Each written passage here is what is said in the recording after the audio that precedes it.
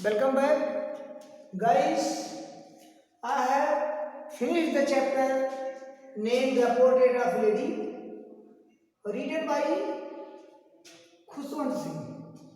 प्रिय छात्रों, जैसा कि मैंने ये द पोर्ट्रेट ऑफ लेडी, एक नारी का चित्र, एक महिला की तस्वीर खुशवंत सिंह के द्वारा जो लिखी गई है, उस चैप्टर को मैंने step by step with explanation पढ़ा दिया है। आज हम आप लोगों को आपके इस इंग्लिश प्रोज से क्या मिलता है, परीक्षा में क्या दिया जाता है, उसे बताने जाएंगे और कुछ खास प्रश्नों की, संभावित प्रश्नों की लिस्ट देना चाहेंगे, so that you may study and right properly. तो आपके इंग्लिश प्रोज से 15 मार्क्स का क्वेश्चन होगा। पहला, one long answer type questions, not to exceed 100 to 150 words. 100 और 150 के बीच आपको लॉन्ग आंसर के रूप में देना है। और दूसरा होगा two short answer type questions, जो होंगे 4 + 4 = 8 मार्क्स। 8 अंक के 2 शॉर्ट आंसर टाइप क्वेश्चंस आएंगे। पेपर में 3 दिए जाएंगे, 4 भी दिए जा सकते हैं, लेकिन you will have to attempt only 2 short answer type questions and the answer of your short answer type questions not to exceed 30 to 40 words. 30 अथवा 40 शब्दों के बीच उनका उत्तर देना है। तो लॉन्ग आंसर टाइप क्वेश्चंस में आपको 1 करना है, मिलेंगे 2 या 3, करना है 1, और दैट विल कैरी 7 मार्क्स, और उसमें 7 अंक होगा। तो my dear students, today I want to try my best in order to support your mission to answer rightly the questions. तो मैं आप लोगों को द पोर्ट्रेट ऑफ लेडी का लॉन्ग आंसर टाइप क्वेश्चन बता सकता हूँ। लॉन्ग आंसर टाइप क्वेश्चन की पहले लिस्ट देखें, उसके बाद हम आपको थोड़ा I will indicate you how to attempt, how to write answer correctly on the basis of the chapter The Portrait of a Lady, written by Khushwant Singh. आइए, important questions from the chapter।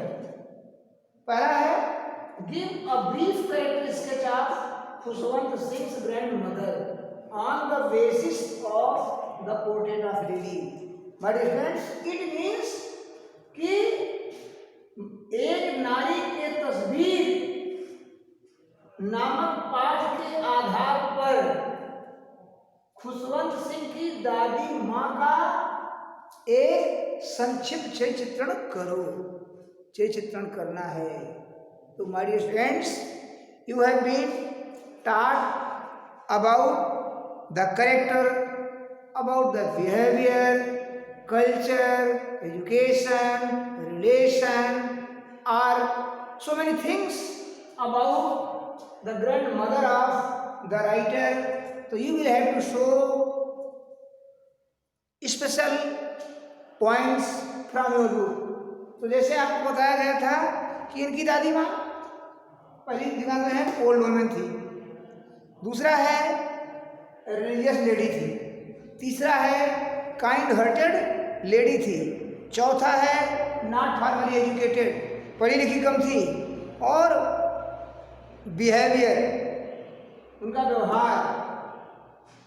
तो आप लिख सकते हैं इस प्रकार। दूसरा क्वेश्चन देखें, describe how the bond of friendship between the author and his grandmother grew strong and then weak with the passage of time। What a lovely question, what a nice question। Let us know the meaning of this question first, onward we shall try to answer this question, but you will have to write the answer of this question on the basis of your lesson the portrait of a lady. So let us know the meaning of this question first. Describe how the bond of friendship. प्रिय छात्रों, bond का मतलब होता है संबंध, बंध। लेखक के साथ उसकी दादी माँ के संबंध का वर्णन करो और ये भी बताओ उसके संबंध कितने मजबूत थे और तब कब वो कमजोर हुए, जब एक समय ऐसा आया। वो समय कैसा था जब उनके संबंध धीरे धीरे कमजोर होते गए, और एक समय कैसा था जब उन दोनों के भी संबंध बड़े मजबूत थे। तो आप जानते हैं विद्यार्थी के जीवन में जब बचपना होता है तो आप लिख सकते हैं, you will try your self.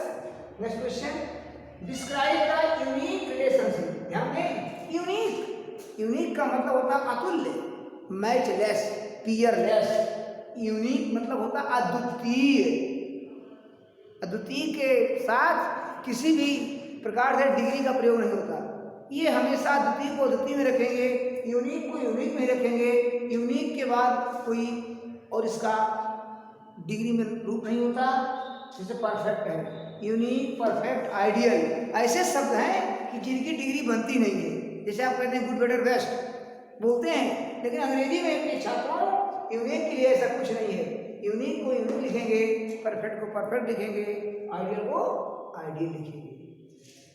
तो डिस्क्राइब द यूनिक रिलेशनशिप, उस अद्वितीय, अविस्मरणीय, अतुल्य संबंध को ऑफ द ग्रैंड मदर, दादी माँ का, विद द डॉग्स, कुत्तों के प्रति, एंड द स्पैरोज, और उन पक्षियों गौरवों के प्रति दर्शाइए।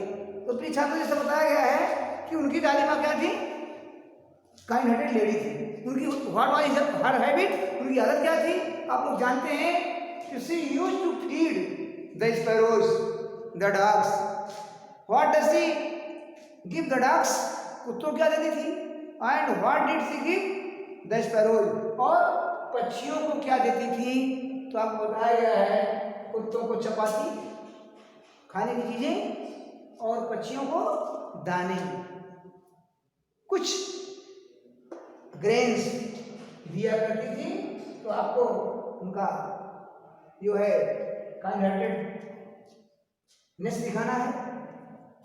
तो हम उम्मीद करते हैं कि you will write the answers of these questions with the help of your translation, the portrait of a lady written by Khushwant Singh.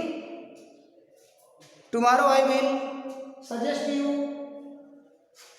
important questions of this chapter as short answer type questions. I finish here. Thank you for watching my online class.